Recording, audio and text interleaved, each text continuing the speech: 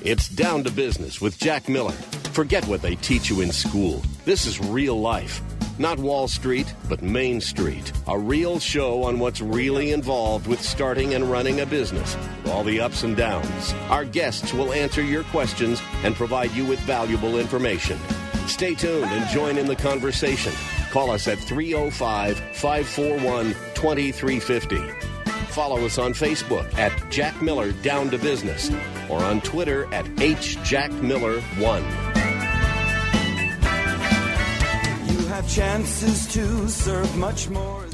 Hey, this is Jack Miller, everyone. I hope everyone is having a fantastic day. I am super excited for the show today. We have a really great lineup. Of course, we have Mr. Todd Cohen, the commercial corner man here. We have Wanda, our producer. We even have another producer, Ingrid, who I'm really excited about is with us today.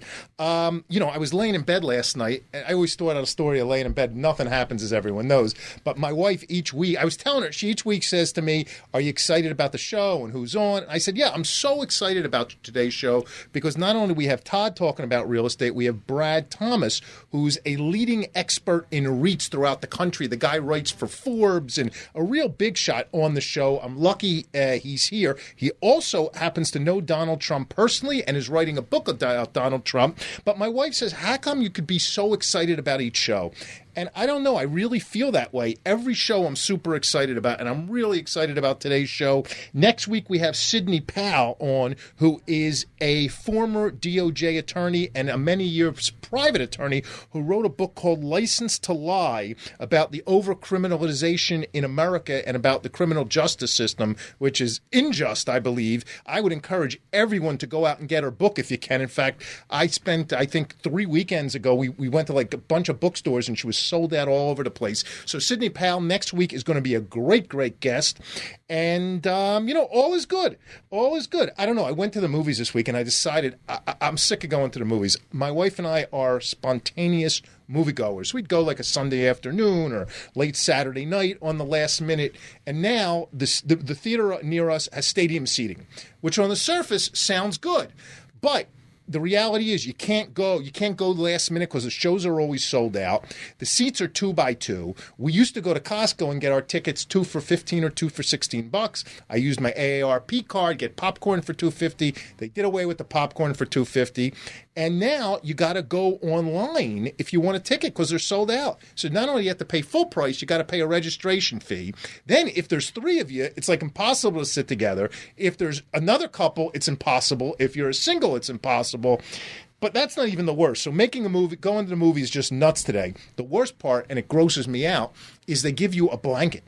Do you ever have that, Todd? They give you a blanket in the theaters? I don't take it. It's nasty. It's nasty. What do you think happened to that blanket? I have no idea. I don't want to know. Well, I can tell you, for me, nothing happens good with the blanket. But maybe for the guy before me, something good. But I got to deal with his consequences. Right. And it's gross. I don't know how they do that. So the blanket's gross. And you know what else is gross? Everyone in Florida wears shorts. And they all wear sandals. So right. You have some big guy next to you who's hairy and sweaty and looks like and me. His feet are so gnarly and nasty and they smell. And, oh, my God. And they're rubbing themselves all over right. the chair. I can't concentrate on the movie. Right. And everyone's texting and their phones are lighting up. You don't care about that? No, that doesn't bother me. All I'm thinking about is I'm like it's almost like touching this guy's feet. And I'm picturing the guy who was in the seat before me. So now if I go to the movies, I have to wrap myself up. I wear sneakers. I wear jeans. I wear boots. I'm like the man in the bubble because I don't want to touch anyone. It's disgusting. Now, what did you go see? You don't even remember, do you? I don't even remember. I couldn't focus. I don't know. I'm going to start taking like a sheet or towels and put them down on the chairs so I don't have to touch the chairs. Well, there was another movie theater mass killing again in the last week, that's too. what we saw. We saw that. So, I mean, getting out of a movie theater alive these days is just a win for everyone right now. It's unbelievable. I don't mind that. I just don't like to touch people and have them touch me. There you go. I'd rather take the guy with the gun than the other stuff. I don't think you mean that, but okay. No, I don't. I'm joking around. Starting to sound like Donald Trump now. We're going to talk about Trump today a ton. I'm really excited about that. But the movies is become a pain in the neck. But I tell you, I'm really excited. Every week I notice I'm getting more and more positive response from the show. Literally, I'm getting calls and emails and texts from people, and they're all great and they're positive, and it really keeps me going. And I just want to thank everyone for that because it's exciting. It really is, and I really appreciate it. Anyway, do we have time for the Zig Ziglar moment? I have a real good motivational minute. Let's play this, and we'll talk some more after. There seems to be a few determining factors for those who overcome. First of all, they've committed themselves, and commitment prepares you to meet obstacles and downfalls. Because if you've made a commitment to do something and disaster strikes or calamities take place or things don't go your way, you immediately start thinking, how do I solve the problem? If you have no commitment, your first thought is, how do I get out of this deal? And we generally find what we're looking for. And as I laughingly tell people, some people are about as committed as a kamikaze pilot on his 39th mission. Now, whether it's in a marriage or getting your education or achieving a weight loss goal or a sales goal or an academic goal, it doesn't make any difference what it is. Along the way, there's going to be those setbacks and reversals and disappointments. Again, if you've made the commitment, what you do is you continue on. People who've made the commitment not only and are overcomers, but they also prepare themselves. They expect to win. They prepare to win, and they take the necessary steps in order to get there. This commitment, combined with the persistence and the unshakable belief that eventually they will win, is what separates them. Interestingly enough, most of them I found are very humble people. They recognize that they cannot do it themselves. They need help. And that's where faith plays such an incredibly important role in what we do. So when you start adding humility, commitment, persistence, and character is the ability to carry out a good resolution long after the excitement of the moment has passed. Character is what takes them through. I've had so many coaches who teach this philosophy, and Charlie's one of them, who have said that these kids had character. They hung in there. When it looked darkest, they never gave up. That's what overcomers do. They never give up. They keep after it. I'll tell you, that's a perfect lead-in for Donald Trump, because that's really what life is. We all have tons of setbacks and tons of problems, but we have to plow right through them. And that's what sets, I think, the winners as opposed to the people who give up. We really have to be an overcomer. And Zig Ziglar, I think, has it right all the time. Plus, it's so true. And making commitments is number one in any job, really, but certainly in sales and working for yourself. The first person you need to make a commitment to is yourself on a daily basis. You got to learn how to overcome, because there's all kinds of setbacks and obstacles in life. That's just what life is. And I happen to love Zig Ziglar and love his accent. His voice, he's like an older Matthew McConaughey. It's unbelievable. I never realized it. Zig Ziglar is great. My wife's actually texting me now saying he sounds creepy and depressing, literally as we speak, but I don't think so. I love Zig Ziglar. He's great. And I have news for you. I'm going to segue to Donald Trump, then we're going to get Brad on the phone. I actually heard a fantastic interview this week by, I don't know her name, she was the author of one of Trump's books. And one of the takeaways from the interview that I heard, and I'm really inspired by the guy, a little bit of a loose cannon, but he plows through problems and he won't admit defeat. He won't apologize. And I have to tell you, when he said the comment about McCain, I was very upset, because I'm a big fan of McCain and a big fan of veterans, and these prisoners, what they went through is unbelievable. So we could walk around in freedom. So they have my admiration. But I give Trump credit, because when he has a problem, and he has had a ton of them, like all of us, he plows right through it with bravado, and the force of his personality gets him through it. And I think I can learn a lot about that, because when I get problems, I get depressed and lay on my sofa and cry like a little baby sometimes. But we need to all be strong and fight through it. So I think he got himself into a lot of trouble recently with his attack on the lawyer. Come on! Who was trying to breastfeed during the meeting. It's funny. I had a whole thing. I was going to talk about breastfeeding, but I'm not going to go into it. I'll save that for another time. But you know what? The truth is, do we want a president, or do we want a leader who lives in a shell, who hasn't experienced anything? So what? He said it was disgusting. The truth is, I know women breastfeed and pregnancy. I don't want to go into pregnancy breasts too much. By the way, I think it's amazing that I could say breasts on the air, and no one's like, nice, right? Yeah, but you know what? They should do it in private. And I don't know what happened. I agree. And, I think it was a tactic by her, and maybe a smart one. But he's getting into trouble because 50% of our population is going to side with her, regardless of what he thinks. And look, my wife, to her credit, is going through it now, and she went through it with our first child, and you know, it's a serious responsibility that women have, and it hurts, and they get into a lot of pain, and there are times that they just need to do it.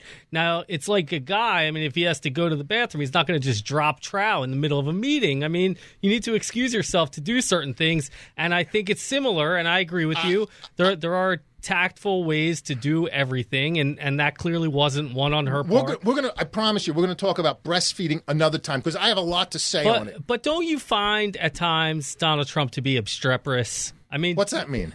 I mean, it's like truculent. He's garrulous.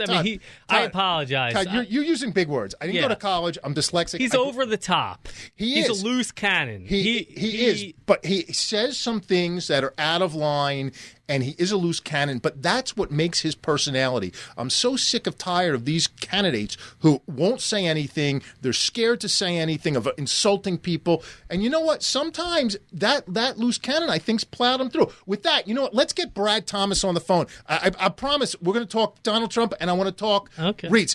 Hey, Brad, are you there? I'm here. Hey, Brad, I really appreciate you joining us.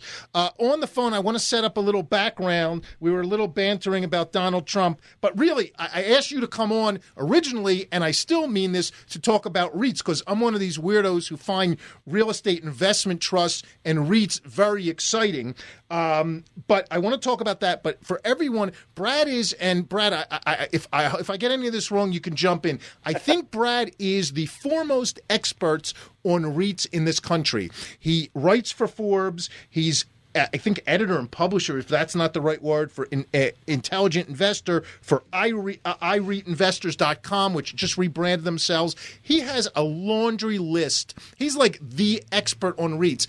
And Brad, you don't know this, but many years ago, I actually bought a REIT, which I still own today, which has done pretty well based on your recommendation, because one of the things I love about you is you're also a value investor. And I find a lot of people, you're a student of Ben Graham, I believe, and I'll let you speak for yourself, but I love that value investing background. And I recently found out that you're writing a book on Donald Trump, so I'm really excited about that. So thank you for taking the time. I know you're incredibly busy for the show. So, Brad, how did I do with the introduction so far? Did I get most of it right? I think you nailed it. I think you're hired. I'm hired. Okay. That's good. I was expecting you to say I'm fired. That's funny. Brad, so let's talk. Let's get out of the way, because we were just talking about it. And Donald Trump. Tell me what you think of him in context of him as a businessman, him running for president. And keep in mind, we're going to have to break for commercial in a couple minutes. So we're going to have to break, and then we'll take it up. So give us a couple minutes on what you think of Donald Trump. Sure. Well, I'll start. You know, I met Mr. Trump about 3 years ago. I get to New York a lot with part of my job, meeting with a lot of the REIT management teams, and of course, Forbes is based up in New Jersey now. So, you know, I get back and forth quite a bit. So I got to meet him about 3 years ago. But really going back, when I got out of college, which has been about 25 years ago, I read The Art of the Deal. It was actually released the same year that I was getting out of college, and I wanted to get into real estate, and I wanted to be a real estate developer, and so for me, I mean, that was my first introduction to Donald Trump. When I got out of college, you know, and I read The Art of the Deal, which was a New York Times bestseller, and of course Trump, you know, he'll tell you that was one of the best books ever. But what I tell him is that my book will be better than his book, and so you know, I've spent 25 years in real estate so far, and mostly in development. And about 5 years ago, really as a result of the Great Recession and some of the failures that I went through, and by the way, I love your Zig Ziglar section of the show, but when I went through some tough times financially in the recession, as most people did that own commercial real estate, you know, I really decided to turn into a writer, and it's just something I've always wanted to do. I had a passion for that. So now I'm kind of connecting all those dots. I never imagined I would even meet Donald Trump, let alone write a book on Donald Trump. and now that he's running for president, it's just it's really almost surreal to me to see kind of how this has evolved. So I'm really excited to get the book out. Trump is not paying me for this book. This is my book. What I do have is the most access to Donald Trump than perhaps anybody has ever had outside of his organization, and he says that in the book. So I've got great access. I got an email from him yesterday. I think he's over in Scotland this week, and so just really excited about the opportunities to really turn over some stones that nobody's really turned over. So I've got a lot of information that I think people want to know. Brad, hold on. Stay with us for a commercial break. I have tons of questions, and I know our listeners are fascinated by this and fascinated by REITs. So stay with us, everyone. We'll be back in about 2.5, 3 minutes. We're going to take a quick commercial break. Don't turn that dial. We will be right back. If you're buying, selling, or investing in real estate, call attorney Dan Kaskow, 561-237-6822. Mr. Kaskow is board certified by the Florida Bar as an expert in real estate law. He's been practicing law for more than 20 years and is a partner in the law firm of Sachs Kaplan with offices in Boca Raton and Tallahassee. Dan Kaskow handles real estate, corporate, condominium, and homeowner association matters throughout Florida. From residential purchases and sales, bulk buying and selling of condominium units, to purchases and sales of commercial properties. Contact attorney Dan Kaskow at 561-237-6822 for your real estate, corporate, and community association legal needs. Attorney Dan Kaskow, 561-237-6822. Non-attorney spokesperson for attorney Dan Kaskow. Are you tired of dealing with unreliable banks and brokers who charge upfront fees and never deliver on their promises? You don't have to. Gelt Financial Corporation has been in business since 1989 and offers a stated income loan program for non-owner-occupied residential and commercial real estate investors. No tax returns required. What are you waiting for? Call Gelt Financial right now at 561-221-0900. Again, that's 561-221-0900. 561-221-0900. Welcome back to It's Down to Business with Jack Miller. Call us at 305-541-2350. Follow us on Facebook at Jack Miller Down to Business or on Twitter at HJackMiller1. Hey, welcome back, everyone. Brad, thanks for sticking it out. Brad, when is your book coming out about Trump? Well, that's a good question. I've been working on this project for 2 years, and a lot of people say, well, it's perfect timing, but I tell you, it's really the perfect timing for me is, I'm writing a business book. I'm not writing a political book on Donald Trump. That's not my wheelhouse. As I just said, I've spent over 2 decades in commercial real estate, so that's the value add for me is really to educate the world about Donald Trump and what he's really worth. But also, as you mentioned earlier on the show, Donald Trump is really a human brand.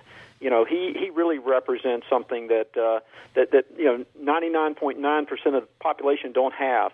So it's the brand value component too, and it's interesting to watch. Every day, when he first announced, of course, he started dropping some sponsors in Macy's and various other things. So, I really wanted to find how this is going. Politically, I can't tell you how far it's going to go. I really can. And again, I don't want to get into the political side of this because that's not what I do. That's not my circle of competence. But so to answer your question, it's going to be the end of this year. I think he's going to be successful in the debate process and kind of see how this goes. I'm amazed that he has not flamed out. I think he's still ahead in a lot of polls. I cut on the TV every day, and he's obviously out there a lot. So I think it'll definitely be out this year. I've got multiple publishers now that want me to publish the book because it was harder for me before he announced, and so now I'm really putting my business hat back on and trying to negotiate the best deal for me, just like Donald Trump would for him. So, but I'm pretty close to getting it finished. I've got a lot of interns around the country at some major colleges who are helping me assimilate a lot of the research data for his properties and really come up with a true value of what Donald Trump is really worth. Yeah, I know there's been a lot of controversy, and I know you've chimed in on what's he really worth, and I know that's been a lot with him and Forbes and this and that. But let me ask you a question: is he have the same bravado in a personal one-on-one or a personal meeting with him, or when you email him, as he does on TV in The Apprentice, as I would know him, who's never met him? It's interesting because one of the things I love about my job is I do get to interact with a lot of not only wealthy people, but people who are second-level thinkers in the world of real estate. So these are CEOs from Fortune 500 companies down to some smaller private REITs. So when I compare Donald Trump to a lot of the other high-level CEOs around the country, honestly, I really feel like this guy, he's brilliant. I mean, in the business world, he is brilliant. Now, he's tough. He's very tough, and obviously you can see that, on TV. But I can tell you, because I've met with him, I don't know, over 100 times at least. I visited every property that he's developed or owns, except for one in Los Angeles. I've been to Scotland. I've seen them all. And so looking at the asset quality, looking at the businessman, he's extraordinary. I mean, that's part of his brand value. He's one of the most successful developers in the world. Now, from an individual perspective, and you were talking about the Zig Ziglar comment earlier, Trump is a very humble guy. I would say, and if I know him, so obviously from the television shows or more recently on the TV circuit, he may come across. He is a harsh guy. I mean, to be worth multiples of billions, you've got to be tough. But I also see this humility in him, and I think that's an important part that people don't really see, but I see it. And he's always. I mean, I get phone calls from him, when I'm traveling, and he'll just say, "Hey, I'm just checking to see how was the property? How are you doing?" And so he is definitely thoughtful in that regard. Now, listen, again, I'm not. This book I'm writing is Brad Thomas's book. It's not Donald Trump's book. So, what I'm taking away, just like I do when I research a lot of these publicly traded companies, which I do every day, it's all business here. And so what I come up with in this book with Trump is Brad Thomas, what Brad Thomas thinks, not what Trump thinks. But overall, I think he's a really good guy. He has a little bit of an ego, but that's I mean, obviously we can argue how much of an ego, but yeah, he has an ego. But I'm not worth a couple billion either.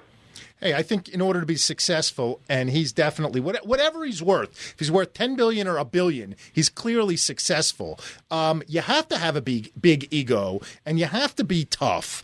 And I think most people like that are. If you're soft, the world's going to eat you up. And I'll tell you, he has overcome economies that have buried other people. You talked about whatever problems you went through in the last recession. I went through I don't know your problems, but I went through a hell of a problem, and most people did. But Donald Trump, again, I have tremendous respect for him. I'm liking him more and more. Again, there's things that are I'm not 100% sure of, but I think he's touching a chord within the country that he's authentic. He's saying what he believes. He doesn't have handlers or this and that, and we don't believe in everything he says, but I'll give him a lot of credit, and I'm liking him more and more. No, yeah. He's extremely polarizing, and frankly, that sells in our country and in the world. I mean, you could tell just by the rise of things like Fox News and Rush Limbaugh being polarizing, whether you actually believe what you're saying or espousing actually sells, and he recognizes how to sell himself better than anyone else in the entire world. So I think he does a good job. Now, the real question that everyone's going to be wondering, since you have this unparalleled access, is what's the deal with his hair? Well, that's actually, I'm contemplating a chapter in the book just on that very subject, because I think I could get a chapter out of it. It's worth it. It is real. I was backstage at the one of the last Apprentice, I guess the last filming of the Celebrity Apprentice, and he was his makeup people were getting him ready for the filming, and I was just watching in the back of the room just to see and it is his real hair, it is, and obviously that's I think that's going to be interesting to include that in the book. I did want to say one other thing that I think is relevant though with Trump, and that is I know it's not only that I know Trump well, but I know his kids. and at least the three that work in the Trump organization. And I've got 5 kids of my own, and and they're younger. But as I'm trying to raise my family of 5, I think it's really important to look at your children, because when you see a direct reflection of how the parents have done. And I will tell you, Trump has also done a very good job with parenting his children. And Ivanka, Don, and Eric, who work for the Trump organization, they're all very talented at what they do. So, in terms of the succession of the Trump brand and the Trump empire, I definitely think he's left that in good hands. He seems like a real family man who's tried to ground his kids very well. I remember, I think it was Don Jr.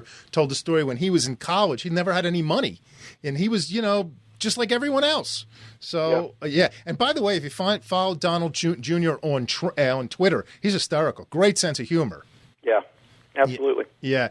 Would you say, I want to segue to REITs, and maybe a good way to do that, is Trump a value investor, you think? No, absolutely. In real estate, I was brought up in reading this Art of the Deal with, you've heard this, buy low, sell high. And really, when you start looking at value investing and really going back to Ben Graham, who is really the father of value investing and intelligent investor and security analysis. It's the same thing we call the margin of safety in value investing. So absolutely, Trump in the real estate world. I would never want to negotiate on the other side of the table from him. As long as I'm buying with him, I would not want to be buying something from him, because he is going to take as much flesh out of that transaction as possible. So he definitely is a fantastic negotiator, and so you absolutely buy low, sell high. That's his mantra. The thing is, he doesn't really sell, and he'll tell you that. He's told me that a lot. He is a buy and hold investor. So you're not seeing him.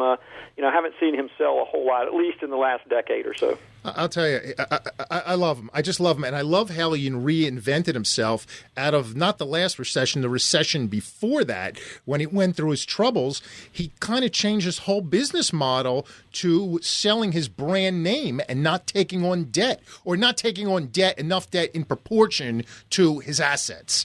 And I was down in Mar-a-Lago quite a bit in South Florida, and that's an interesting story. He bought that. He stole that, actually, and from the U.S. government, who was the previous owner, and he owned it for quite a few years. But when he got into financial difficulties, what he did was very tactical. He went in and basically put together a club structure, divided, fractionalized, or just divided up the interest. So not ordinary people, but very wealthy people could go in and use the facility. And so, I've been down there. He's got his own compound over there. So it's almost like he owns the club, but he has other income coming in using OPM, other people's money. And so it was a fantastic idea for him to do that. And, Mar-a-Lago is just another amazing property, irreplaceable property that he's got now. Yep. Brad, we have to take a commercial break in a minute, and when we get back, I promise we'll talk REITs, because I'm really excited about that, because that really is what I want to talk about, and Todd and I are in the real estate business. But could you give out your contact information quickly and how people get in touch with you and subscribe to your newsletter? Sure. Well, one thing is easy for me because I do write every day. So I write, either for Seeking Alpha or Forbes. So if you just type in Brad Thomas and Forbes, that'll take you to my website or Seeking Alpha. Again, I'm in the social media a lot through my writing, but also have a website, which is www.iREIT, REIT investor.com. So that's the best place. Any of those places are fine. Or my Twitter, which is @Swan, which stands for Sleep Well at Night, _investor. That's @Swan _investor. I love that, because when I saw @Swan, I didn't know what it was at first.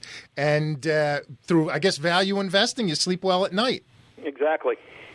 Okay, Brad, I really appreciate it. Hang back in for 3 minutes. We'll be back in a few minutes with commercials. And I promise everyone we will talk REITs and how to sleep well at night.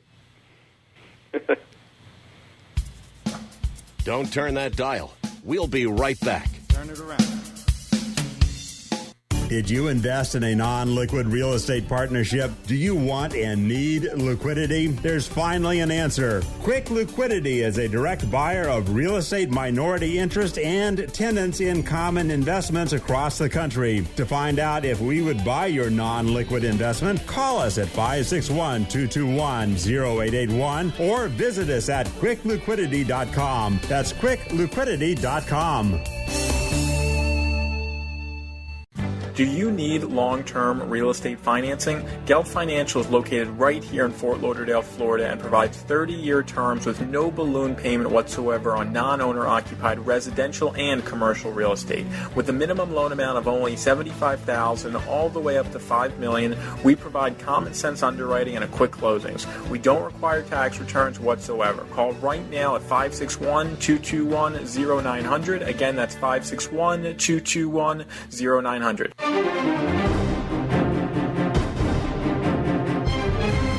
South Florida's only business radio station. Part of the Wall Street Business Network. 880 AM, The Biz. Welcome back to It's Down to Business with Jack Miller. Call us at 305-541-2350. Follow us on Facebook at Jack Miller Down to Business or on Twitter at HJackMiller1. Hello, Brad. Hello, world. Thank you for sticking with us. Brad, let's talk REITs, if that's all right. One of my favorite subjects, and I know it's something you live and breathe. That's right. And for the lay people out there, REIT stands for Real Estate Investment Trust. And take it away, Brad. Yeah, that's... Sure. Well, I'll give you my elevator pitch. REITs were formed over 50 years ago in an act of Congress, actually the Eisenhower administration. And the whole purpose of the law is to give the average investor the access to institutional commercial real estate across the country. And the whole premise for REITs, and really the law is predicated on the fact that REITs must pay out at least 90% of taxable income, and most pay out 100% of income, taxable income, in the form of dividends.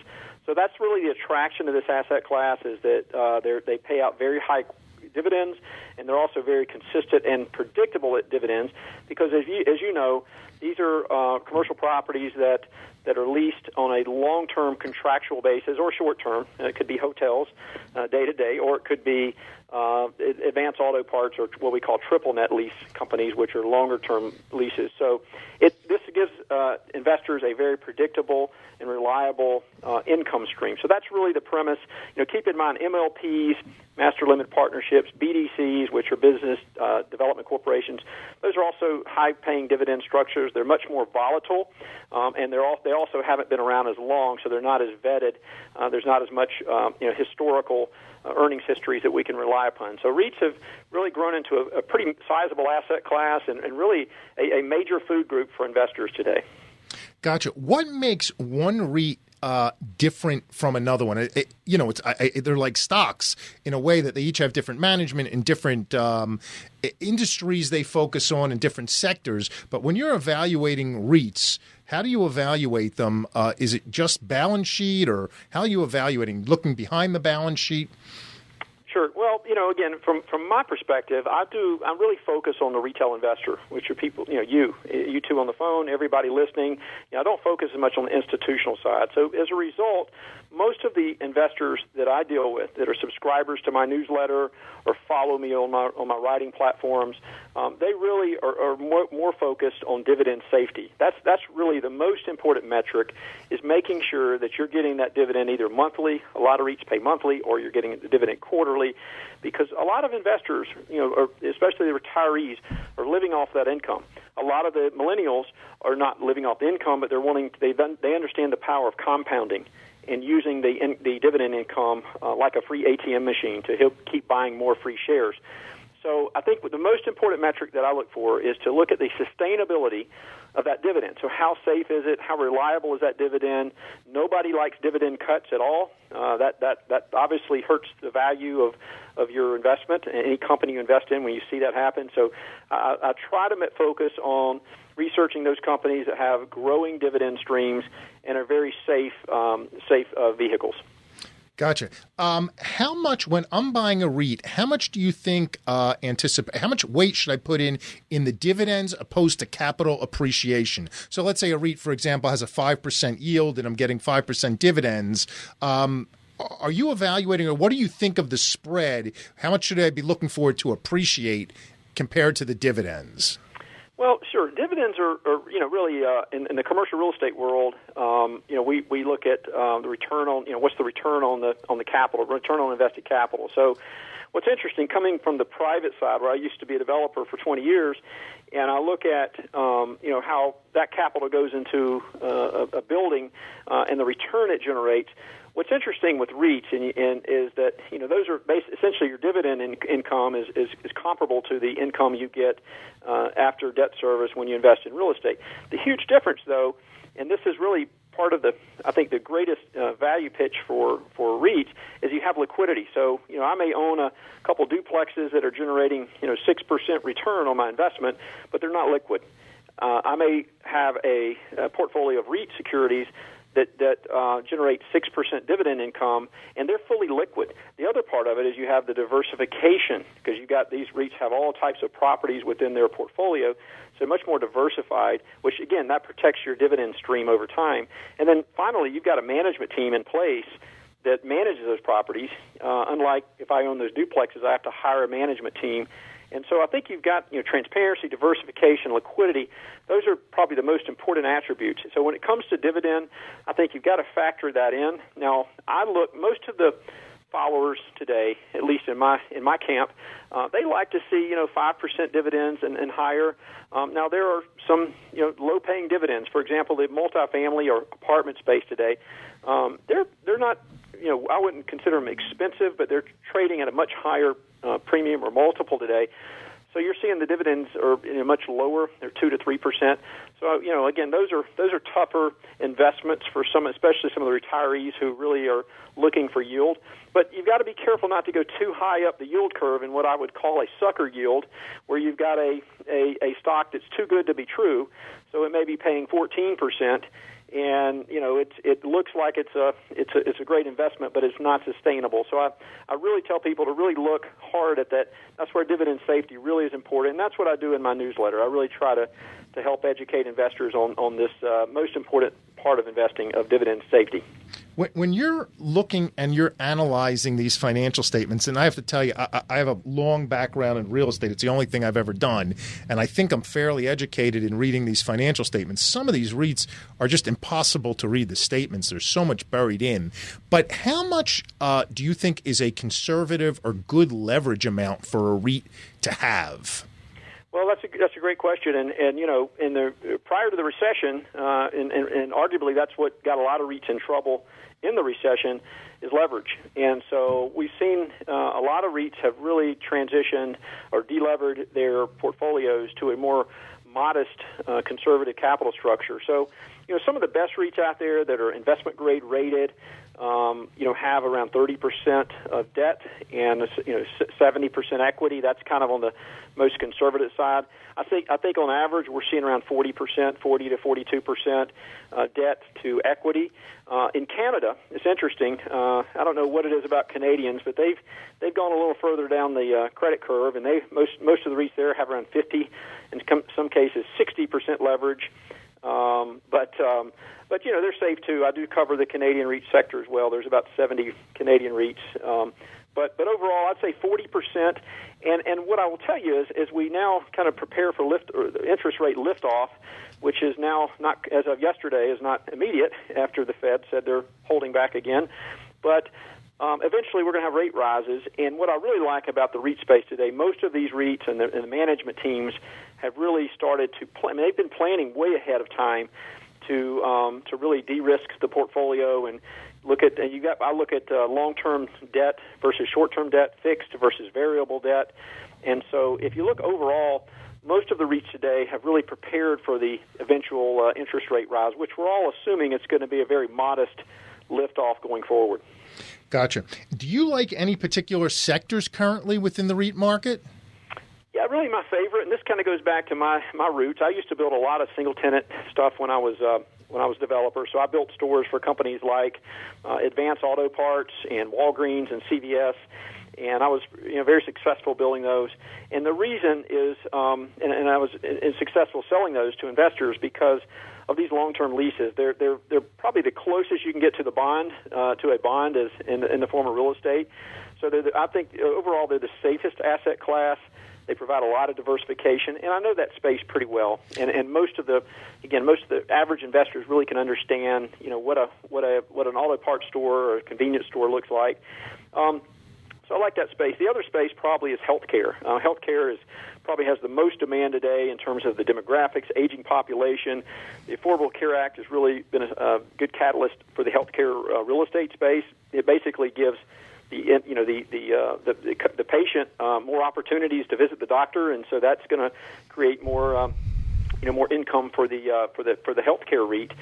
And so I think healthcare is very attractive. The pricing today of most healthcare REITs is very attractive. The market has really pulled back a little bit on the healthcare space, primarily due to the skilled nursing sector, which is probably the most riskiest because it has the government Medicare, Medicaid features that are associated with it. But overall, I say healthcare in the net lease space.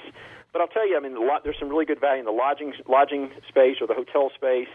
And I'm more tactical in the shopping center space. There's about 20 shopping center REITs, but there are some really good ones there too. And I look for the necessity based REITs, or those that have a large composition of grocery stores where people have to go. But overall, the good thing is in my space there is a growing list of REITs in the U.S. There's about 200 today, which is commercial equity REITs and mortgage REIT.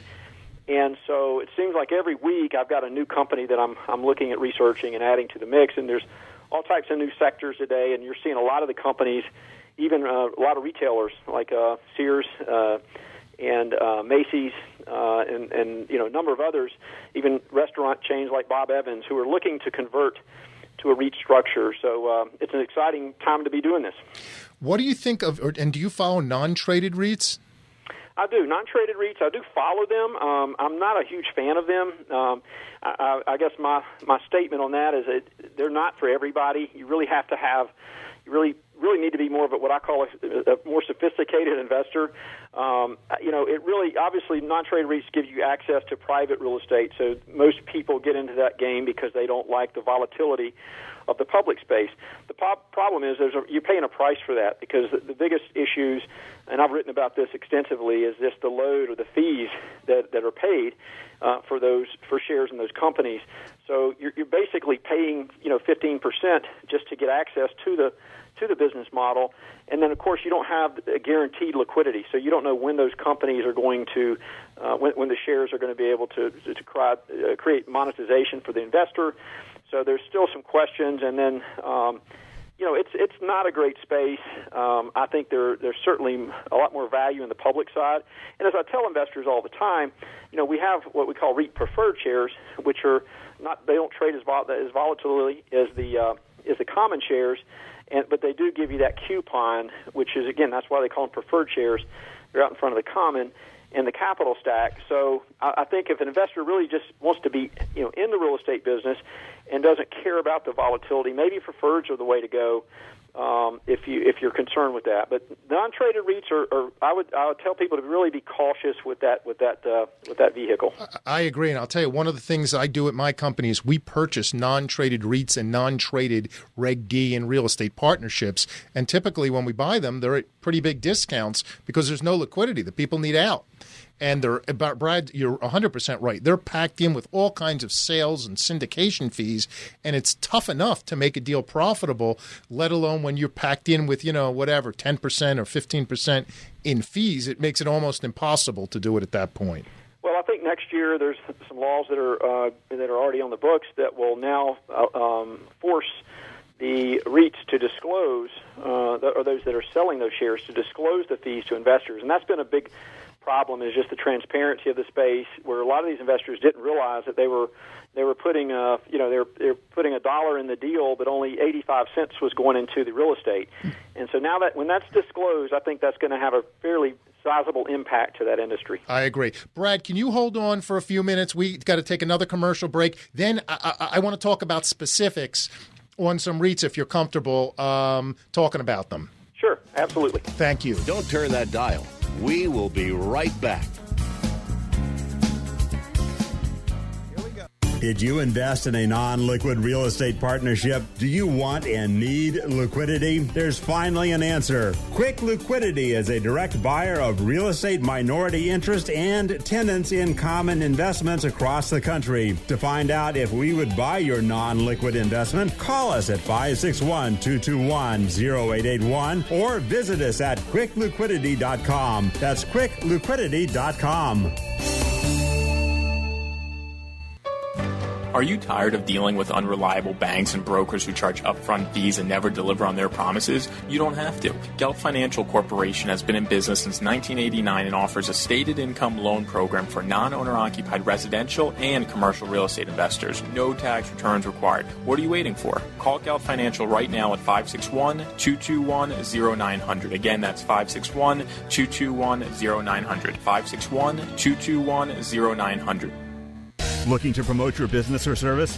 What better way than radio? Reach thousands of people daily. If you would like to advertise or maybe do a show here on 880 The Biz, give Mike Castillo a call today at 786-871-2423.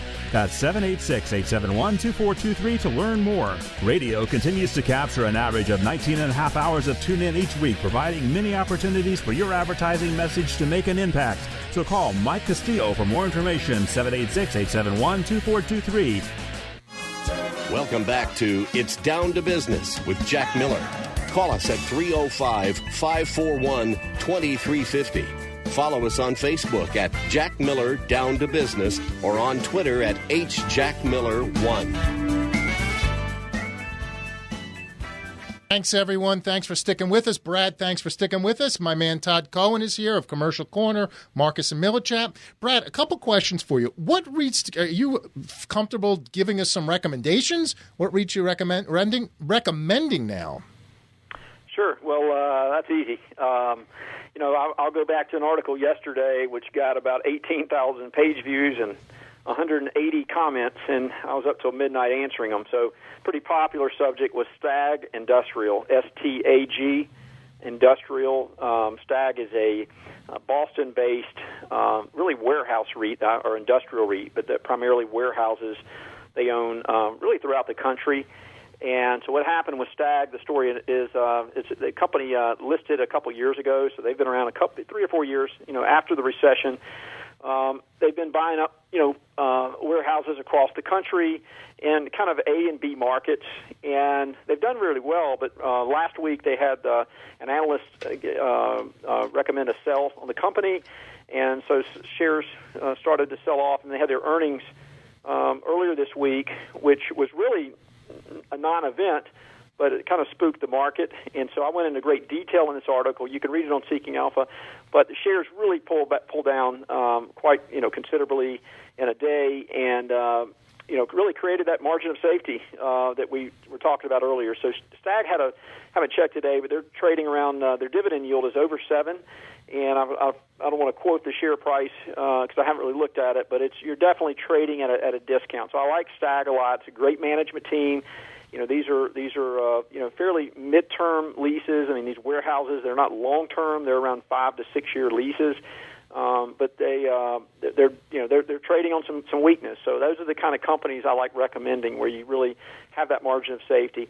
The other one I like in the healthcare space is Omega Healthcare Investors, ticker symbol OHI. Omega has been paying and increasing dividends every year for the last at least 10 years. And actually, in the last 13 quarters in a row, they've increased their dividend by around 1%. So they've created a very, very stable and predictable income stream. They're the largest skilled nursing landlord or REIT in the country. They just merged with another company in the first quarter called Aviv. And so about a $10 billion company with a very stable income stream. And, again, I don't know the yield today, but it's in the probably low 6 number.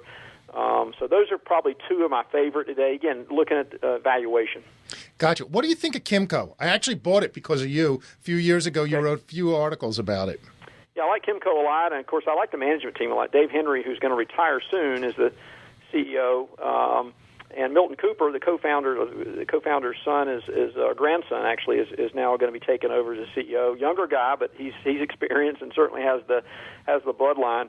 But Kimco, they went through a tough time, like most shopping center REITs did in the recession. They were forced to cut their dividend, but remember, Lehman Brothers went out of business too. So it's not just the REIT sector.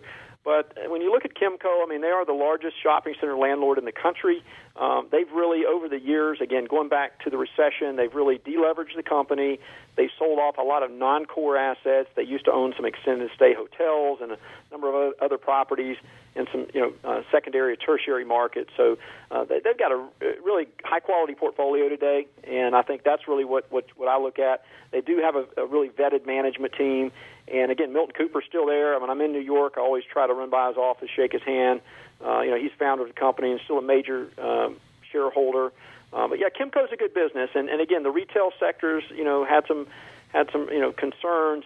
But Kimco does have a lot of these necessity-based tenants that are not going to be threatened by Amazon. And I think that's really what you have to look for today in the shopping center space. How do you differentiate Kimco with, say, an Equity One?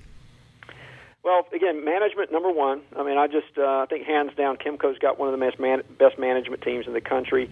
Equity One's got a fairly new CEO. They haven't been as much stable. Their management team has not been as stable as I would like. They've also sold off a lot of their non-core properties as well. In fact, when I was a developer, this is going way back, I bought a center from them. I'm very familiar with Equity One. But again, I think you've got just better quality with Kimco overall.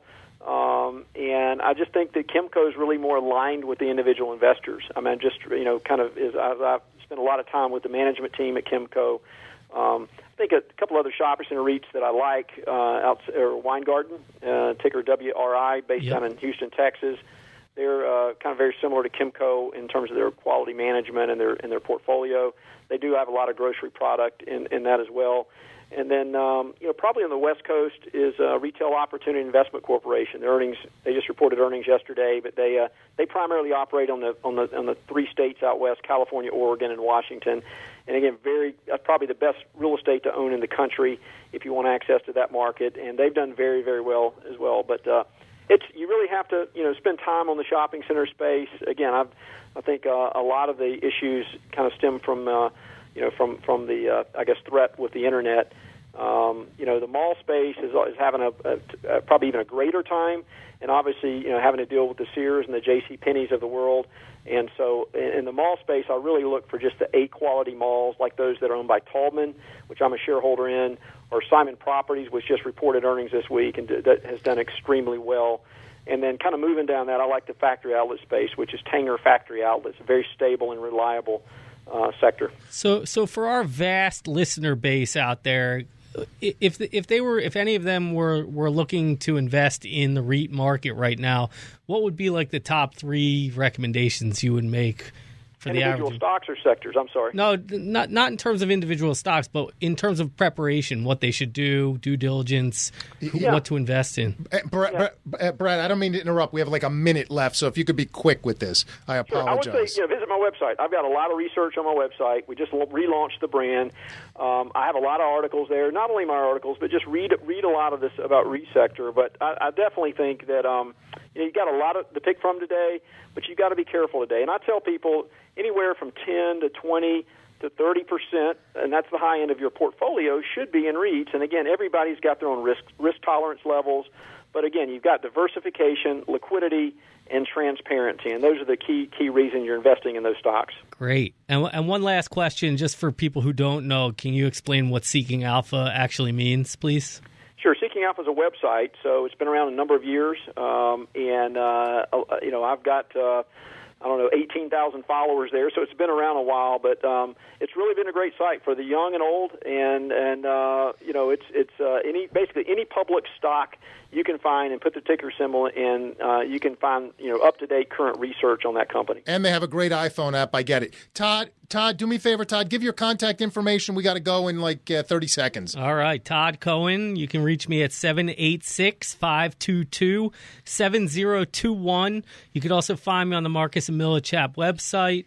And thank you all for listening, as always. And thank you, Jack. And thank you, Brad. Brad, I really appreciate it. You are a fascinating and interesting guest. I know how busy you are. And by the way, I love the launch of iREIT. Investors.com. I was playing with it last night in bed, and I love it. Thank you for joining us. I can't wait till your book comes out. Super exciting. Everyone buy REITs and follow Todd.